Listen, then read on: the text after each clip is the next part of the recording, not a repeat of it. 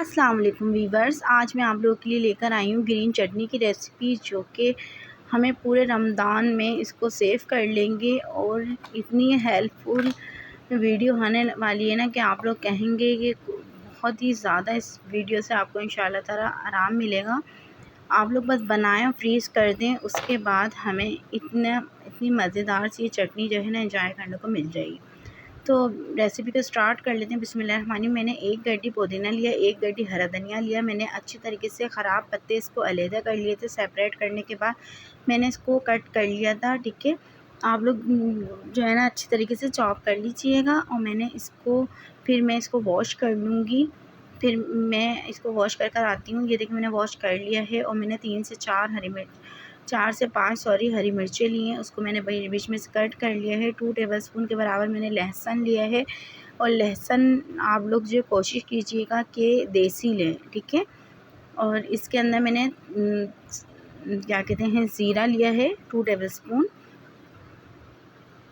बस हमें इतने 4 से 5, बस ये 4 इंग्रेडिएंट्स में इतनी ज़बरदस्त ये मैं चटनी बना दूँगी ना कि बस। ये मैंने देखें ग्राइंड कर लिया। ग्राइंड करने के बाद हमें इसकी शेल्फ़ लाइफ भी तो भाई बढ़ानी है ना। हमें चलाने हैं इसके पूरे रमज़ान, ठीक है। 30 दिन मुझे चलाना है। तो मैंने इसके अंदर 2 टेबलस्पून के बराबर ऑयल ऐड कर दिया। नमक ऐड नहीं होगा इसमें, क्योंकि हम इसको फ्रीज़ कर रहे हैं ना, और इसकी शेल्फ़ लाइफ कम हो जाती है अगर आप नमक ऐड कर देंगी तो, ठीक है। नमक ऐड नहीं होगा। और ये देखें अल्हम्दुलिल्लाह इतनी ज़बरदस्त सी मेरी जो है ना फ्रीज़ हो गई थी। कर दूँगी मैं। ये देखें, ये मैं फ्रिज में रख देती हूँ ऊपर वाले में, ठीक है, फ्रीज़र में। और जब ये फ्रीज़ हो जाएगी ना तो फिर उसके बाद मैं आपको दिखाती हूँ। ये आप आराम से आप अपने मतलब है, आपको दही बड़े बनानी है, उसमें चटनी डलती है, ठीक है। दही में निकाले आपने क्यूब्स में दही डाल दिया। आपने छोले बनाना है, उसमें भी आपको ग्रीन चटनी की ज़रूरत पड़ती है, वो आप कर दें।